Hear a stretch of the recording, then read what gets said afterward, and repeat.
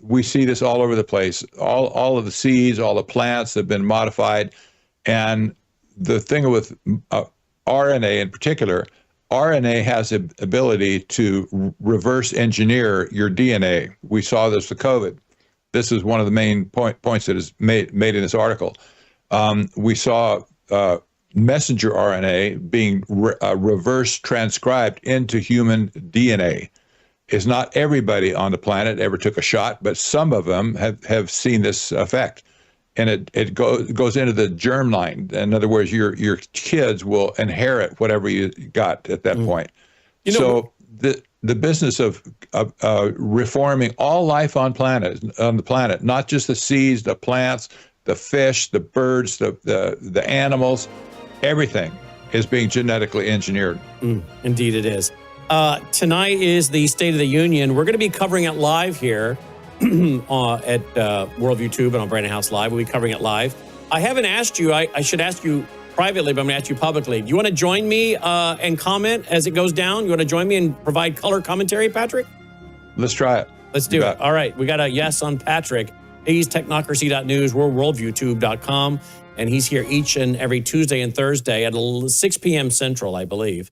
Yep. All right. Thanks for watching, guys. Take care.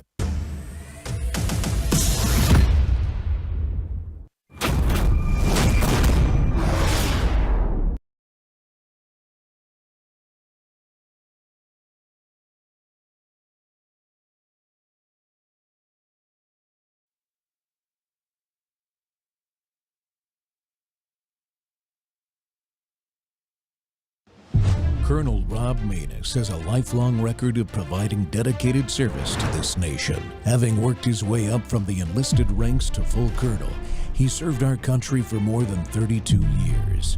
He has served as a bomber squadron commander, bomb disposal technician, Joint Chiefs of Staff operations officer, assisted the national security team with the campaign plan for the global war on terrorism. He authored the first theater nuclear war plan, and served as the Vice Commander of America's largest airborne intelligence wing. Colonel Rob Maness is a true American hero.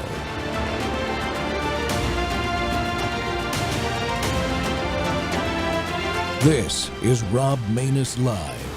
An armed man who unlawfully entered the perimeter at Mar-a-Lago early this morning, at 1:30 this morning. The Associated Press is out with some new details right now. They have named, and we have confirmed the name of the suspect, 21-year-old Austin Tucker Martin. According to the Associated Press in this bulletin that just crossed, he was reported missing by his family a few days ago. Investigators believe he headed south and picked up a shotgun along the way, and they think that because they found a box for the shotgun in his car. The FBI is right now asking people that live near Mar-a-Lago to check their doorbell cameras, check any cameras that they have in their yards, so they can figure out exactly how this guy got into the area. But it is now believed, according to the AP, that he might have piggybacked behind a vehicle entering Mar-a-Lago lawfully when the gate opened. For more on this right now, let's go to Fox News correspondent Lucas Tomlinson. He is at the White House where President Trump was while this all unfolded overnight. Lucas. Good morning, Peter. President Trump was at the White House this weekend. He was not in Palm Beach where this incident occurred, and the Secret Service says they were assisted by Palm Beach County deputies who assisted in shooting the suspect, as you mentioned, named 21-year-old Austin Martin of North.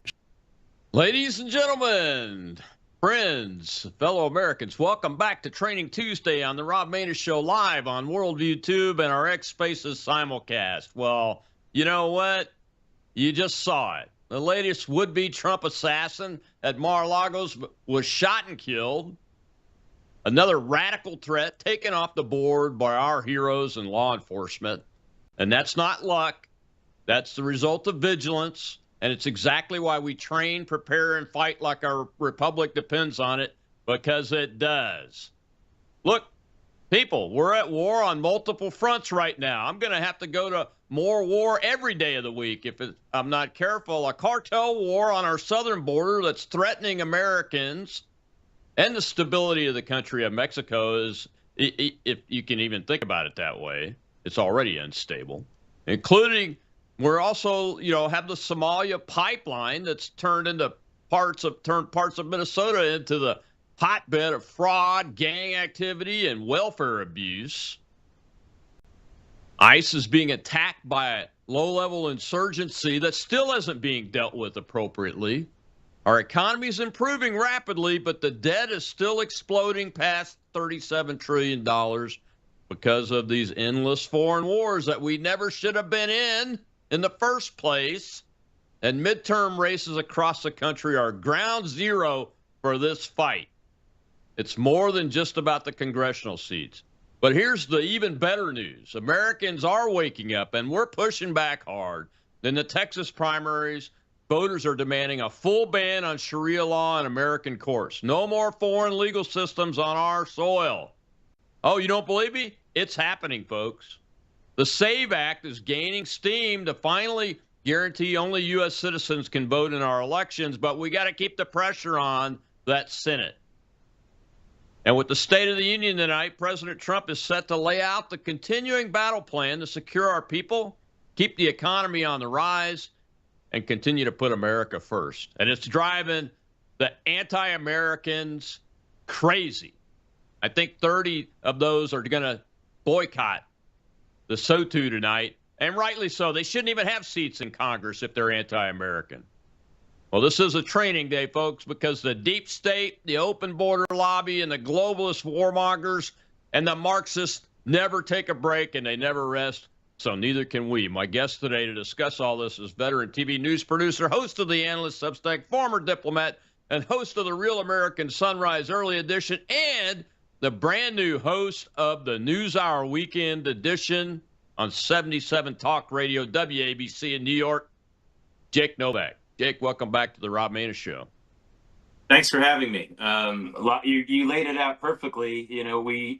We're at war on many fronts, but it's also a civil war. This reminds me of the Civil War when Abe Lincoln did roam freely and without a lot of protection in Washington, D.C. We know how that turned out, but it was understood. He couldn't go to the city of Baltimore. He couldn't go to the city of New York, by the way. Tremendous anti-Lincoln sentiment in New York City. So for the supporters of President Trump and President Trump himself, President Trump can go wherever he wants because we have better protection for our presidents now. Mm-hmm. But if you're a supporter of President Trump, it's dangerous out in some parts of the country. There's no other way to say it. You're being hunted. We're being hunted. Yeah, I think Lincoln even arrested a New York congressman or something, if my memory serves me correctly. Some congressman, I think it was in New York, that really pissed him off. But the big thing was the draft, the conscription. Really upset folks quite a bit. That was the first time we've really seen it in large numbers like that in the first industrial war too. So yeah, I can understand that, be it from the South as I am. Well, the problem is, like, a lot of people look at the history of New York City and they look at that draft riot in 1863 and they say, oh, that's when the city turned on the Union because there was all this violence. And sure, that played a role in it. But the truth is, it was, guess what, New York, it was the news media. The news media in New York, they called them the Copperhead Press. And they were against Lincoln from the beginning. They wanted a more traditional candidate. They didn't like an outsider being president, and on down the line. So it wasn't just the draft riot. Even before the draft riots, the news media elites in New York City were anti-Lincoln and were writing editorials against him and the war. So, just a footnote there for people who think it's just because of the horrible draft riot. Not true. Yeah, absolutely. Just goes to show you that some things have never changed. The powerful like to keep their power and maintain the status quo in order to do that, and they'll go to great lengths in order to get that done. All right, so another assassin. The media's not really covering it. That clip I just showed you there was one of the few I could find from a news organization that had some extensive coverage on it, and that was the morning after it happened. This guy, he's 21 years old. An interesting report later in the day the next day was that his family reported him missing at 1:30 a.m. just before he showed up at 1:38 a.m. at Mar-a-Lago with the shotgun and the gasoline can. Something doesn't smell right, Jake. What do we know? Do we know anything else? Yeah, there's evidence that he may have been another one of these people going through transgenderism. Again, so that makes, and this seems to be, by the way, it may not just be something that is going on with people who are having gender dysmorphia. It may have something to do with some of the drugs some of them are being taken. Is this, there really needs to be a question asked. Is this a side effect? And actually, there are even some liberals asking this question to their credit. Are there some side effects to some of these drugs that they give trans people that might be leading them to violence or schizophrenic type susceptibility to violent rhetoric? So that was one thing. It does seem to be that whatever the mental disorder, whatever the mental problems so many of our American people are having, it does seem like the enemies of America have figured out how to trigger this. Either if they're not triggering people specifically, it's such a wide net that they're casting, either on the internet or in some other cultural sounding boards, to make sure that those who might be susceptible to some type of violence against the president or violence against this government will be triggered in some way. We always keep looking for the specific trigger. Oh, did they have an individual email? Was it an individual phone call? Did someone provide them with the gun? Did someone provide them with intelligence? And of course, we want to know all those things. But I want to let everyone know we may not find that. What we may find is just that there's been a sustained drumbeat by some of our enemies, both in and outside this country, that they know will trigger a certain percentage of very mentally ill people. And I wonder if that's what's really going on here. And that would be easy enough actually to stop, frankly, because all we would need to do is to start looking at that messaging. It's pretty easy to find and look at that very closely, and then stop with anything like if there are drugs that are being given to these people that may have that kind of side effect, then we should then that's easy enough to outlaw them as well. Well, the drugs are hormones. And we outlaw hormones, especially in young male athletes. We banned that because it has a tendency to not only give them big muscles and everything, but put a huge freeze on the muscle in between their ears, and it makes them violent. That's exactly what it does. It happens with weightlifters that are on hormones, body, whatever, like Arnold Schwarzenegger, those kind of guys. They get violent because they take too much of that stuff. So, yeah, of course, that's why we shouldn't be flipping doing it. It's crazy. Not to mention that gender dysphoria under the old DSM-5 is a valid mental illness disease that affects less than, I think, 0.3% of human beings. So it's a valid mental disease. And those that actually have it get the hormones. And, of course, they could go off the rails so much easier. It's nuts. It is absolutely nuts.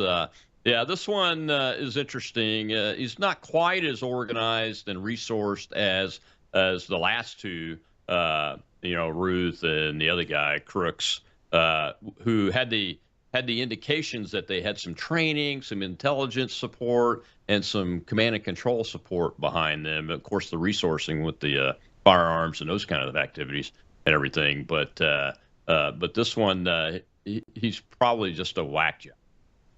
Yeah, and I think again, Europe has banned this kind of hormone treatment for young people and surgery for a long time because there's no financial incentive for it. I do want a financially incentivized healthcare system in this country. I actually do want that, but I would say one of the positives of not having a financial incentivized system in Europe is that they just don't have the incentive to start these surgeries and hormone drug treatments on young people or on really any people. I mean, honestly, there isn't a tremendous financial gain involved in there. So it's one of the biggest reasons why we have it here and they don't have it there.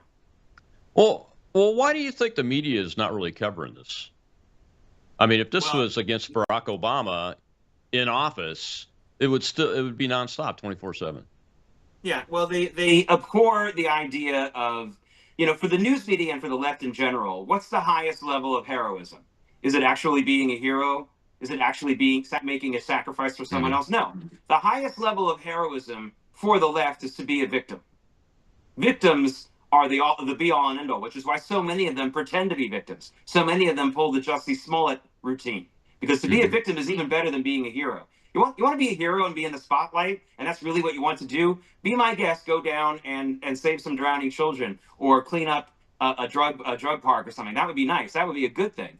Instead, for the left, being a victim is the biggest thing. So to portray President Trump as a victim or a potential victim in any incident whatsoever is very abhorrent to them. They'd rather say that he did something good on the economy than to say that he was a potential victim or a target of a violent act. They don't want to give him that because to them, that's the highest level in society, to be a victim, which is pathetic. I don't want to be a nation of victims. I don't like the culture of victimhood. I fight it in my own community all the time. The culture of victimhood is a very dangerous culture. It leads to no morality. It leads to no responsibility, and it's also pathetic. And it leads to no pride in oneself.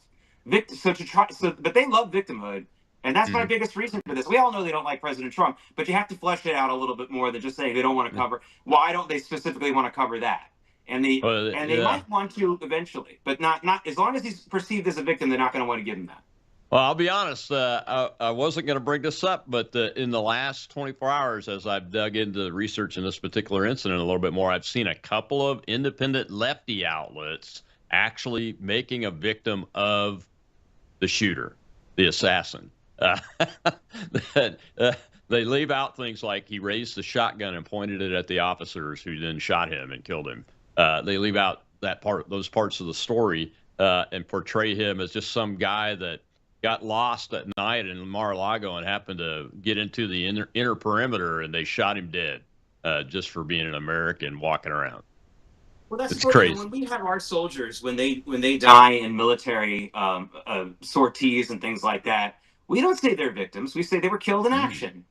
Yeah, and exactly that's really important. They're not victims and that's the way the news media in this country thinks they are when they come back wounded or other ways inconvenienced. They look at them as pathetic victims as opposed to people who had a job to do, did the job, and then they may have had some injuries involved with it if they lived, and then maybe some of them died in action. But we don't say they're victims. We don't say that there were 8 victims. We don't say that there were 1,000 victims an hour at D-Day. We don't say the word victim. We say there were casualties. That's right. It's ridiculous.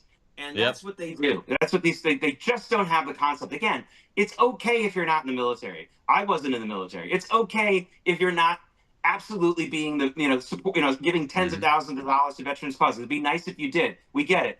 But to not understand the lingo and the realities of it is unacceptable. It's a level of ignorance and illiteracy as an American that you should be ashamed of if you don't know the difference. If you can't look at an officer of the U.S. Army, Air Force, or Navy and know what their rank is, you should be ashamed of yourself. You really should. Yeah. You should know that in the Navy, 3 stripes is commander. You should know that in the Air Force and the Army, 2 bars is captain. If you don't know that by age 10, you should be ashamed of yourself. Not because you have to be one, but because you should have some literacy here. I agree. And we're celebrating the Alamo this week. Lieutenant Colonel Travis's letter is being celebrated today. And a lot of these ninnies would probably say the men that died in the Alamo, of which Tennessee was the state with the largest number, that sacrificed themselves for Texas and America, were victims, and they were not. They were absolute American heroes. We'll be right back with Jake Novak after this break. All right, everybody, that wraps up the first segment of the Rob Maness Show live right here. What if millions around the world could access Bible teaching and worldview training for free right now without hitting a paywall? That's exactly what happens every day at worldviewtube.com because of the Worldview Weekend Foundation. We don't lock our live stream behind PayPal. We don't restrict our content to members only. Instead, the Worldview Weekend Foundation helps cover the cost of delivering free educational and ministry programming to people across the nation and around the world. And it's not just programming. My Sunday night church service, where I taught verse by verse through Revelation for 18 months, and now I am teaching through the book of Daniel, is made possible through the support of our church, Worldview Weekend Foundation. If you believe this kind of truth-centered biblical teaching must continue, donate today. Go now to worldviewfoundation.com. You'll also find our mailing address and phone number there if you'd rather give by phone or mail. That's worldviewfoundation.com. Thank you.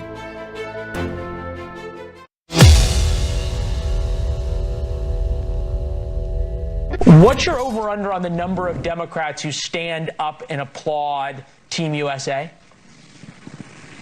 All of them that are there, because the real radicals are not going to be there. So the radical left in the House are 100% dependent on radical left money. So they're not really people with an independent point of view on anything. They do what they're told. And they were told to get out of the mall and do another State of the Union, the People's State of the Union, whatever stupid thing they came up with. So they're not going to be there. All of these bomb throwers, Trump haters. The other Democrats have to stand. They would hurt themselves dramatically if they don't. Welcome back to the Rob Maness Show. It's Training Tuesday, and today is State of the Union Day. And we've already seen Team USA's men's hockey team get on the Air Force 757 and flew from Florida and have landed at Joint Base Andrews already. My guest today is the host of the brand new News Hour weekend edition on 77 Talk Radio WABC. Jake Novak. Sorry, Jake, I had to read that off because I want to get it right for folks. And there's a free app for WABC, right, Jake? That where you can go that and get all of the programming, right? Yeah. You can go on WABC.com. You can just do it over the regular internet, but you can get the app to make it easier and get all the programming, and you can see the archive shows. I've done 4 already. I've actually done a couple of other things. I've done several shows so far in just this month. So all there archived, and you can critique me all you like. That's okay. That's fantastic. Hey, everybody loves your Real American Sunrise, early Sunrise edition. And I can see that they're going to love the show, too, because you do good work. You do good work, and you care about what you do, and you care about this business, but you care about the American people, man. That's why I love having you on. Look, State of the Union tonight. What are we going to hear from the president? Yeah, he's going to have the hockey team stand up, and I think he's going to honor a fighter pilot, Navy fighter pilot, unfortunately, but a fighter pilot that should have had the Medal of Honor from Korea. They got in a dogfight, 7 Russian jets and pilots on 1 Navy fighter pilot. He shot, I think, 4 of them down and was still able to recover on the aircraft carrier, and they had to push the airplane over the side. This guy's going to be amazing, Commander Williams. So I know he's going to do that, but what are we going to hear from a policy perspective tonight, you think? Yeah, well, first of all, again, just to be fair and to be as unbiased, not about being unbiased, just being as honest as I possibly can. With the exception of these kinds of moments that you just talked about when we salute some amazing Americans who end up in the gallery and things like that, I can't stand the State of the Union address. I don't care who the president is. I find this to be a tremendous waste of time and lack of focus and things like that. I wish we could just have a honoring our heroes night, where the president would honor these heroes and then we would say goodnight. That said, look, the president's going to focus mostly on the economy, and he's going to talk about some of these macro numbers, which are undeniable, objective, good numbers. We have American average earnings up well over 13% since he took office. We have oil and gas prices down significantly since he took office. We do have net gains of jobs of something like 350,000. I'd like to see more than that, certainly in a year. But remember, we've had warnings of job Armageddon since he took office, especially after the tariffs, and that hasn't happened.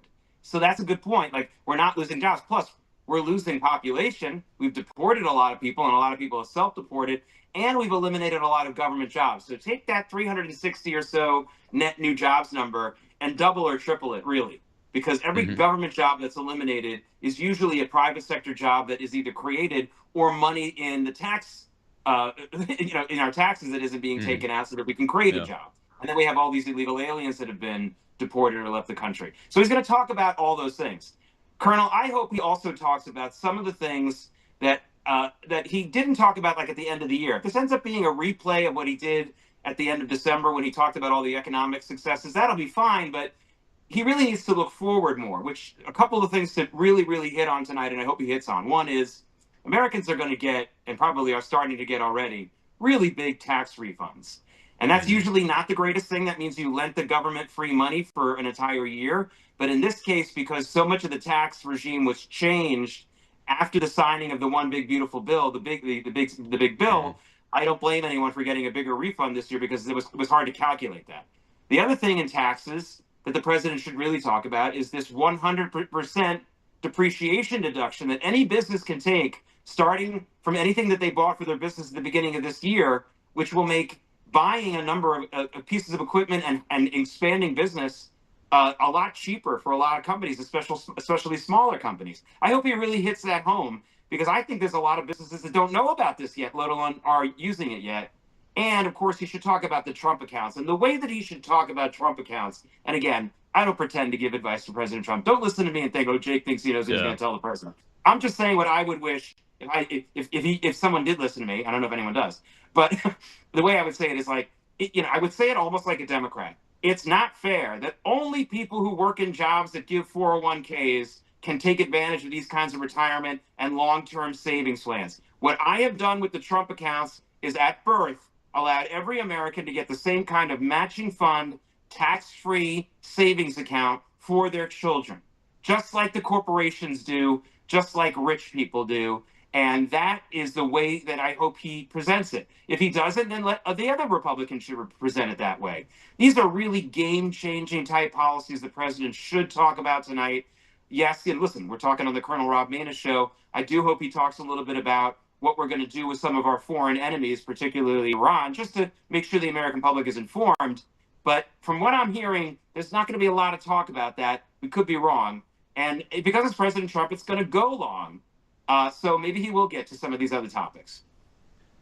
He doesn't usually admit that he's going to talk a long time, but he did this time. So it must be going to go really long. Yeah, I agree with you. I hope he does talk about a little bit, touch on the successes in peace that he's had and the challenges remaining and his thoughts on how to get that done. Because, we see the little Ukrainian dude out there just yesterday.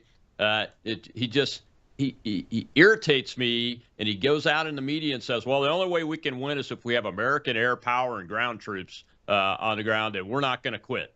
What? I mean, I'm paraphrasing him now, but that's essentially what he said. I'm like, what are you thinking, man? You're going to continue to get hundreds of thousands of Ukrainians killed. Eventually, there will be no state of Ukraine. It'll be a county in the Russian Federation. That's what I think is going to happen if he doesn't stop.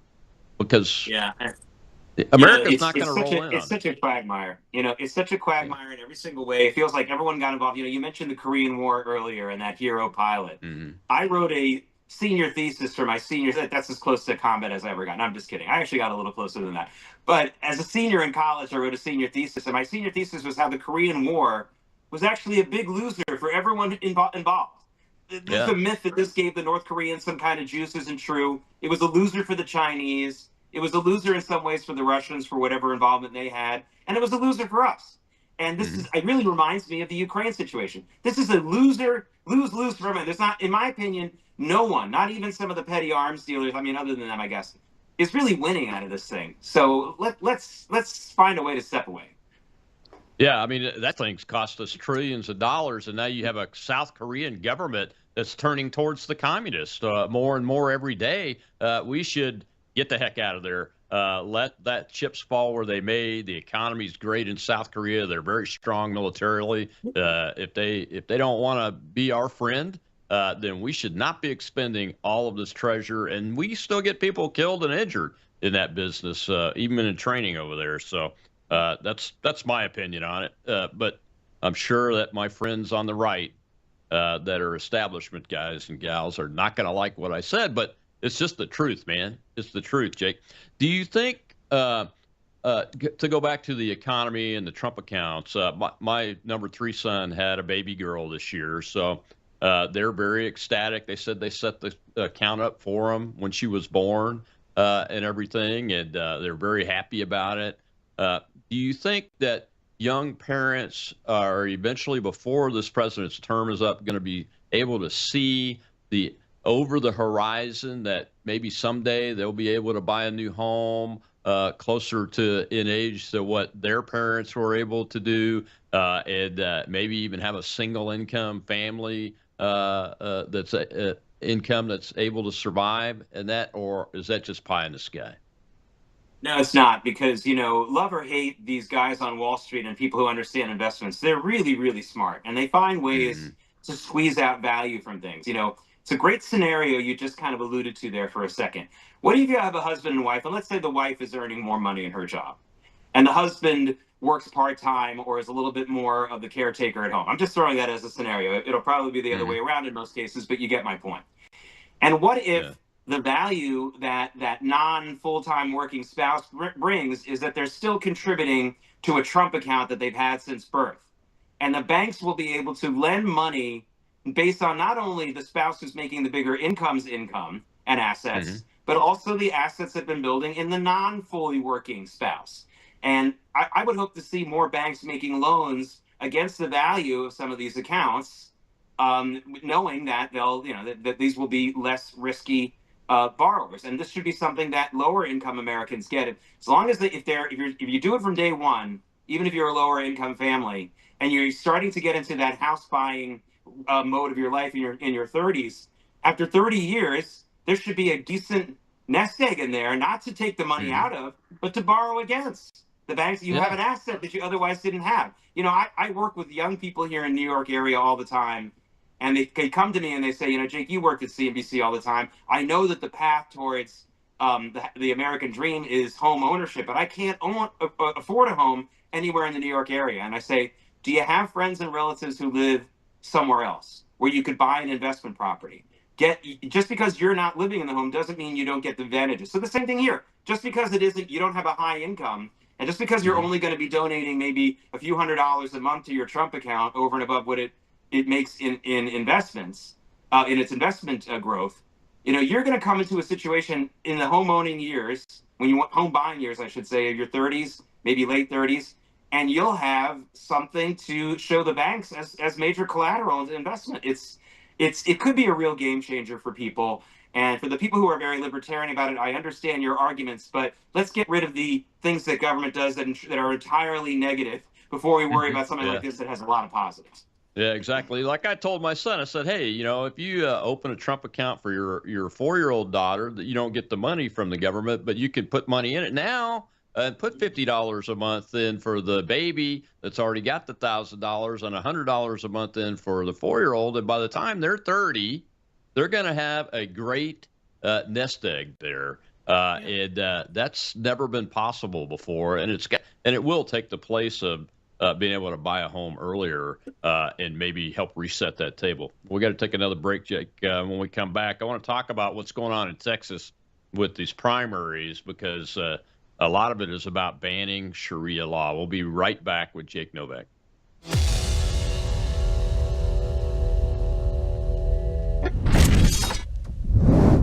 Hello, I'm Brandon House. Would you like to gain access to over 20 years of my radio shows, TV shows, my books? I've written 15 books, and most of those books are ebooks now.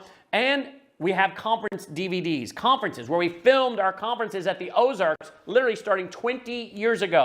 It's all available in our archives vault. All you have to do is go to worldviewtube.com/vault, worldviewtube.com/vault, and for a reasonable monthly fee, you gain access to over 20 years of Christian worldview programming, news, information, books, documentaries, and a powerful search engine. And folks, it's a great way not only to educate yourself, equip yourself, but it's a big way that you can help fund our continuation as a broadcast network. Please check it out.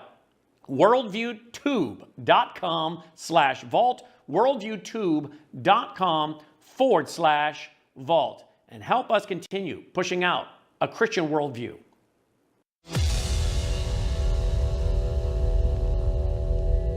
Over the next 5 days, early voting in Texas' Republican primary will wrap up. Typically, most voters will cast their ballots early. Consequently, those who didn't do so last week, as well as those who will on Election Day, March 3rd, must know that there's more at stake than a number of hotly contested races at the top of the ballot. At its very end is perhaps the single most important choice on any ballot anywhere in the country this election year. That's Proposition 10. Its entire contents are, quote, Texas should prohibit Sharia law, unquote. Prop 10 is neither law nor binding, but it offers Republican voters and others who can vote in this open primary a momentous choice. Ban Sharia or allow Sharia ultimately to ban freedom in Texas, with momentous implications for that state and the rest of the country. BanSharia.com. Welcome back to the Rob Maness Show. It's Training Tuesday, and my guest today is Jake Novak, new host of a new weekend news show on WABC Radio, and it's fantastic. You can also go to WABC's website, get the app for free, and put it on your phone. You can listen to it anywhere or on the website. And Jake, that was Frank Gaffney from with his Secure Freedom Minute. And he's leading an effort along with Steve Bannon to ban Sharia law in Texas, because there are actually two Sharia courts operating in the Dallas-Fort Worth greater metro area and counties that have decided on thousands and thousands of cases, in spite of the current governor, banning groups and calling them terrorists like CARE and the Council on American Islamic Relations. And of course, the Muslim Brotherhood, their backers and founders. Do you think this law could pass? I think it could. Listen, I'd be scoring cheap points with your viewership if I said, yeah, I support this, and I do. I do think we should ban the efforts, especially that we're seeing in Texas, but what I want to do for your viewers and anyone else who's watching this, or maybe there'll be some clips taken out of it, is to explain why this is not religious persecution or some kind of bigotry in any way. Some people might say, well, wait a minute. My church has rules. We, for example, with marriage. Sure, there's civil marriage, but my church chooses to consecrate certain marriages and not others. And you're married in my church. In Jewish law, there is the laws of Jewish divorce and marriage. Now, here's the difference. What goes on in your church and in your synagogue and in your Jewish community does not have any bearing on the civil law. I don't care how religious a rabbi you are, you could be the most Hasidic rabbi with the blackest hat and the longest beard. Mm-hmm. You do not perform a wedding ceremony until you also see the civil marriage certificate. That's been the case in this country for 250 years, okay? Mm-hmm. That's the way it goes. Same thing with divorces. Religious Jewish couples will not remarry someone unless they see a religious divorce, but you must also get a civil divorce, and there's not one rabbinic court in America that will grant a religious divorce unless they see proof that at least the process of your civil divorce has begun. Now, what's going on with these Sharia groups is they literally want to have control over real estate transactions, other types of schools, all kinds of other things that aren't necessarily that are civil law, and this is not to be allowed. We can't have that. That is a secondary law. It could lead to it has led to some serious problems in states like Texas. And it's not the way of a religious pluralism. Both Christians and Jews have embraced, or at least accepted, the idea for centuries that they should be able to live in places even if they don't have a religious leader who's the same as theirs, their same religion. They can figure out a way to live in peace. Muslims, for the most part, have not figured this out. They don't accept this yet. This is where the Christians were 500 years ago and where Jews were 2,100 years ago. So we both, and Barack Obama made a big point of that, as if it was like yesterday. Remember, he said, well, the Christians were the Crusader. Barack, that was like 600 years ago. Granted, you're right, but 600 years, give me a little credit. That's a good 600-year track record. Even the Raiders in the early years didn't have that many winning seasons. I mean, what are you talking about? So yes, I will grant that 600 years ago, Christians were in the same place and Jews were in the same place 2,100 years ago. But that's a long time. I don't know anybody anywhere near that old, right? So, I mean, all kidding aside, this has to be stopped. But I think all of us watching know that we want to ban this kind of stuff. But to tell your friends and relatives and say, like, that's bigoted, I think, no, wait a minute. This is not the same thing. This is not like telling a church they can't consecrate a wedding. This is not like telling a Jewish rabbinic court that they can't do a divorce. That's not what this is. This is them getting involved in all kinds of civil laws and proceedings that go way beyond religious practice. This is like mob. This is like actually the best metaphor, the best example of this is like the mafia having its own justice. That's what this is trying to do. Yeah, I think Governor of Louisiana, Bobby Jindal, got in trouble for talking about these no-go zones in Europe, Muslim areas where non-Muslims weren't allowed to go, and that's because they established Sharia law in those areas, and you're not allowed to come in and be like a sidewalk preacher for Christianity in a no-go zone if that is allowed to exist. And it's, as I say all the time to my viewers, Islam is not a religion. It's a government ideology and political ideology, and it's a form of governance. I mean, they even want to get into the banking system, as you mentioned, loans, real estate, marriage, divorce laws that are more than just a religious test kind of law, but if you start implementing Sharia law and allowing adherents to go to that, I mean, you're talking about honor killings that, although they happen now, they're still fairly rare in the United States, and they're illegal. But that would all of that approach would be legalized. Why do you think Texas is showing the biggest amount of symptoms of this? We know it's happening in places like New York City. Mamdani is now in control there. Didn't go to the new Catholic bishop's inauguration. Went this weekend and to a mosque and did the Muslim prayer thing and had government officials doing it too at an event. But why Texas? Well, it wasn't just a mosque; it was a mosque connected to a pro-Iranian imam and has been Iranian funded. Well, the easiest answer, and there are a couple of answers, but the first and foremost answer about Texas is very simple: mathematics, Colonel. Texas has had a major influx of people going into that state. It's one of the biggest population plus states of the last 20, 30 years in this country, actually longer than that, probably 50, 60 years in this country. And you get more people and you get more different strokes and different folks. I mean, that's the first reason. The second reason is the people in Texas has a very hands-off type state government. Check it out. The governor of Texas has some of the least powers of any governor in any state in America. That's a constitutional thing in Texas. I'm not making a positive or negative comment about that. I'm just saying Texas has a hands-off approach, especially to groups with certain religious with religious groups. And so I think this was a state that had a lot of respect and wanted to be hands-off on religion, which I think is a great sentiment. But Muslim groups saw that as a weakness and took advantage of it. So those are the two best answers. This is similar to the old argument of we have great civil liberties in this country, but what do we do when we have enemies who know very, very well that we aren't a repressive nation, we aren't a fascist nation, and they're going to take advantage of our best nature? How do we deal with that? We talked about President Lincoln at the top of the show. President Lincoln suspended the right of habeas corpus, the writ of habeas corpus throughout the Civil War. It's still a very hotly debated topic. My old colleague, Judge Napolitano's head still explodes when we talk about that. But I think there's some good reasons for that. There were spies and enemies all over the country. And to give them the same due process that they had in peacetime would have been ruinous.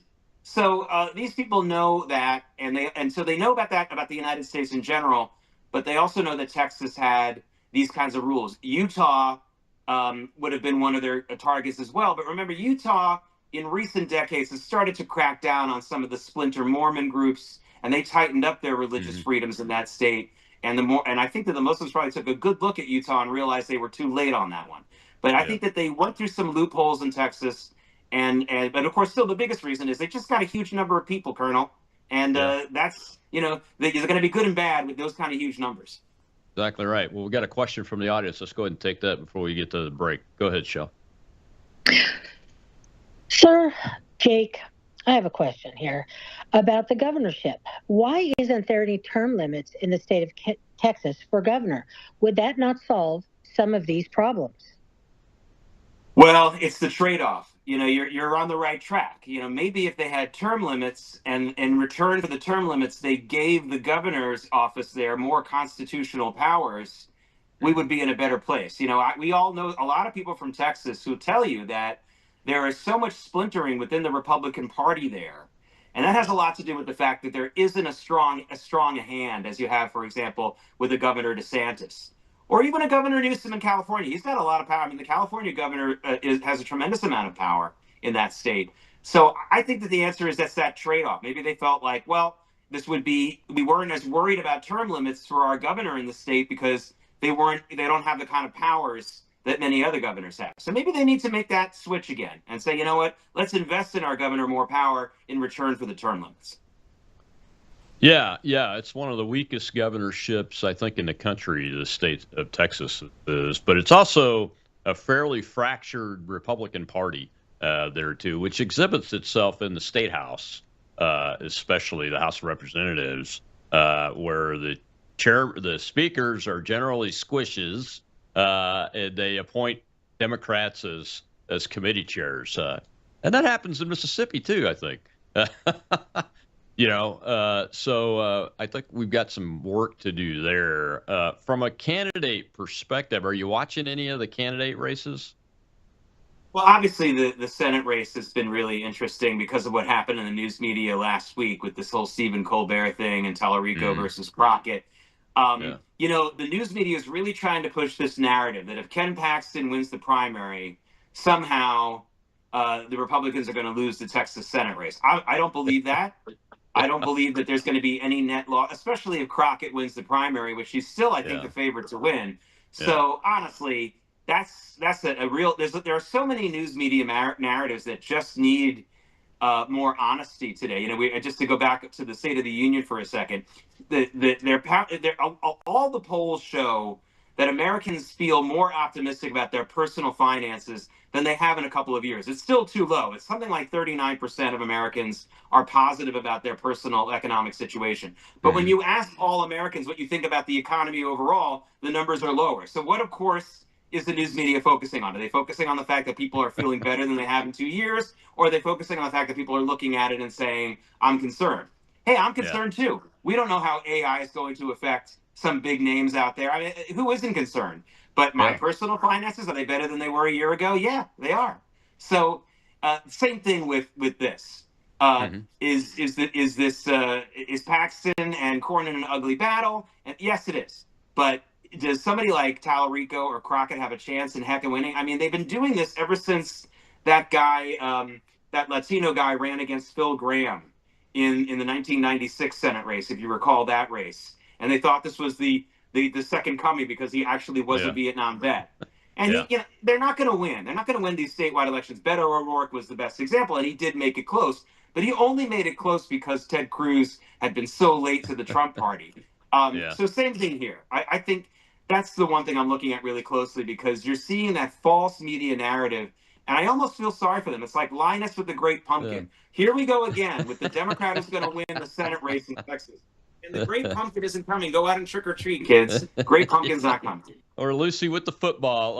Cornyn's so weak, though. He's taken the narrative up. I just saw a tweet before I came on the show. Oh, it's bad. If Paxton wins, we're gonna. It'll be a terrible time for Republicans in Texas. It's unbelievable. And they're even attacking the governor's candidate, the retired Green Beret doc, Pete Chambers. They're attacking him as if he's got as much money as Greg Abbott. I'm thinking Abbott's in trouble for some reason in this Texas primary. I'd vote for Chambers if I was over there for sure, because Abbott's just a little bit too globalist for my taste. But we got to take one more break, Jake. When we come back, I want to talk about the SAVE Act. What's going on with it? Why is it stuck? It's driving me a little nuts, and I think the president too. We'll be right back with Jake Novak.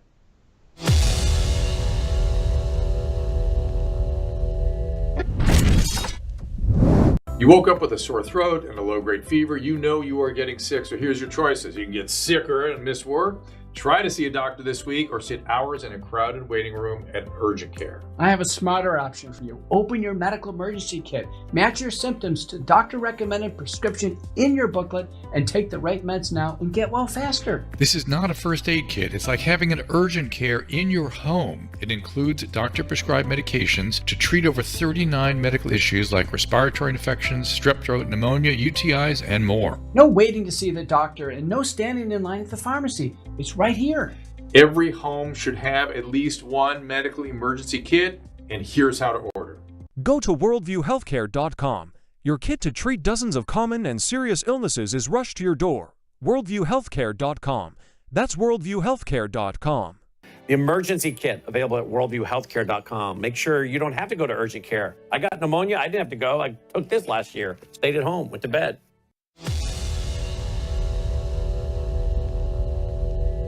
I also believe that with a bill this popular, we really owe it to the American people when we consider it to make any senators wishing to filibuster to actually speak. They shouldn't be able to filibuster while they're napping. They shouldn't be able to filibuster while they're at the Munich Security Conference. Filibuster in this circumstance should require them to go to the Senate floor, seek recognition, and start speaking until they are no longer able. That's how we ought to get this thing passed, and I think we need to. Welcome back to the Rob Maness Show. It's Training Tuesday. We're going touching on a lot of different subjects, but they're all linked together. Really, it's about American life, American culture, and what's going to be successful or not. And the SAVE Act has the ability, in my opinion, to reset the table from an election security, election integrity perspective for the United States and put us back on the high ground that we used to hold when people around the world looked to us for how to run free and fair elections, and we no longer occupy that, and we need to say back. My guest today is Jake Novak, host of the new News Hour Weekend Edition on 77 WABC Talk Radio out of New York. Jake, why do you think Thune's not letting this thing get voted on? It's gotten out of committee already. You know, there are a decent number of Republicans, I'll call them indecent, who still believe that the best case scenario for them personally, Republicans in the Senate especially, is to go back to the era of 2012, 2016, where Mitch McConnell had mostly, he had there was a major Republican majority in the House. They didn't quite have it in the Senate until 2014.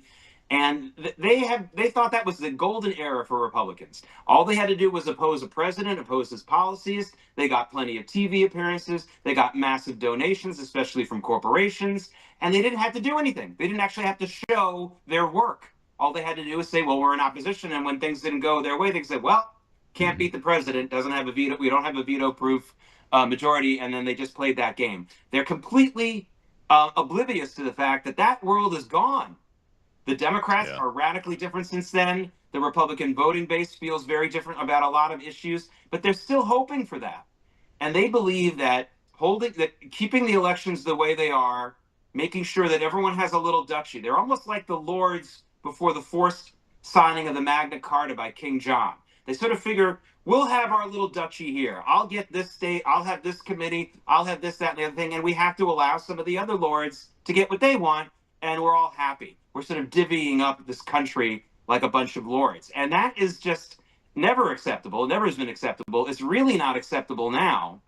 And it's again, just like, I mean, this is a real, forget about forcing the standing filibuster, which I really support. It's a great idea because it's a way of defeating the filibuster without destroying the filibuster. It's really a great, it's really a great solution. But we got to get there.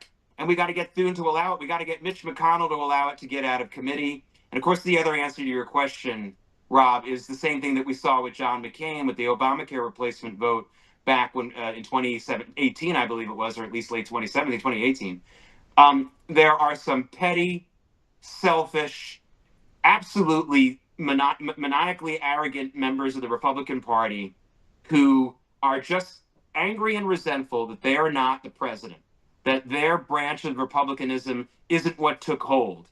And, you know, I could be one of those guys. When I was the senior editorial columnist for CNBC, I was writing at least 30% of what I was writing is absolutely contrary to the Trump agenda. And there's some of those things I've changed my mind about. Some of them I haven't. It's okay for me to have a disagreement with the president about something. But as soon as May of 2016 rolled around, I realized two things. One, that Trump was going to win, and I was the only mainstream, full-time mainstream journalist who called the election for Trump, and I did at the end of May of 2016. But the second thing I did was I realized I was wrong about some things. I was wrong about a couple of the issues out there and how to handle them, et cetera, et cetera. And these people have no humility. John Kasich has no humility. John McCain had no humility. Mitch McConnell has no humility. And there are, I could keep naming some names. Some of them aren't elected officials, thankfully, but they're still influencers within the party. Bill Kristol. There's no humility there. There's no understanding that they weren't connecting. Not only were they not connecting Colonel with the mainstream Republican voters, they weren't connecting with anyone. Who the hell's their base? I have no idea. But here's a real stark example for something that 80% of the American people want, and for the Senate to drag its feet on even voting on it is the worst indictment of our representative republic that I can ever remember. I really can. This is worse than things like the Civil War and stuff like that, because there was genuine division in our country about that kind of stuff. There's no division about this. This is just a political class which doesn't care about this because they figured out a way to keep their power, whether the elections have integrity or not, and the rest of us. And it's probably the most egregious example we've ever seen. And I can understand a lot of people losing faith in politics and in our government and in our country over this. So I hope that some of these senators who are slowing this down, Mitch McConnell especially, he's really the main culprit right now. Learn some humility. I'm not holding my breath though. Yeah, it's kind of like this debate over digital voting machines. There are some state government officials that are just so arrogant or so wedded to the idea that you can't do it by hand, even though we did it for over 200 years in massive elections. Okay, you can do paper ballots on Tuesday in November and have them hand counted and have a result by midnight that night. You can do that even today with the population we have, but they're so arrogant. They're so arrogant that they refuse to realize the train has left the station for the American people, and we're on it. They're not. And, when I sit down with some people, and I don't know a lot, thankfully, I don't know a lot of people like this, but, I was in D.C. for a while in my youth, and so I know some people who think this way. And when I sit down with them and they give me this heartfelt argument that, like, look, we're right, this is the better way to go. And just because most of the people want it, there's certain levels of stewardship that should be granted to the government so that the people don't make a mistake. If you're talking about a life or death issue, I'm willing to listen. But this is more like the VHS versus beta argument. Was beta better? And for those of you old enough to remember, was beta a better technology and a better quality? Yes. Yeah. But the people wanted VHS because it was a little bit cheaper, and there was so and there were people as late as 30 years ago who were still saying, "Oh, those dumb people who didn't choose beta." Honestly, that's what you're so upset about. No one died because VHS won. There's not going to be anyone who's going to die if we go to, let's say you're right. Let's just say you're right, and I don't think you are. But let's say you're right, and digital voting's the way to go, and the way that we vote now by mail is the way to go for better. Again, I think it's egregiously wrong. But even if you're right, so is that really going to make that much of a difference if we tell people and get them into the habit of getting an ID and voting in person? No, it won't. This isn't like, oh, Americans are going to start drinking uranium. We must take away their freedoms. Like, that's not what's happening here. And, but they pretend like that because that's the way it is with everything, and people don't want to give up their power over us. Yeah, absolutely. Well, let's take our last question. We've got a question in the audience. Make it fast, Liz. Okay, it's going to be fast. How is it that with the fact that our governor, and I'm using that term loosely, has not as much power, but yet he's managed to give the Islamic Muslims billions of dollars already? Liz is from Texas. Yeah, well, there you go. He doesn't have a lot of legislative power, but he's got the power. Every governor's got some money they can throw around, and when they don't have the legislative power, they use the power of they use green mail, as they used to say, money. It's as simple as that. That's what's dangerous about governors who don't have a lot, or any politician who doesn't really have specific powers. That's why senators are such a menace. All they really do is either ratify treaties and advise and consent on certain on appointments, and maybe vote, and vote on war stuff.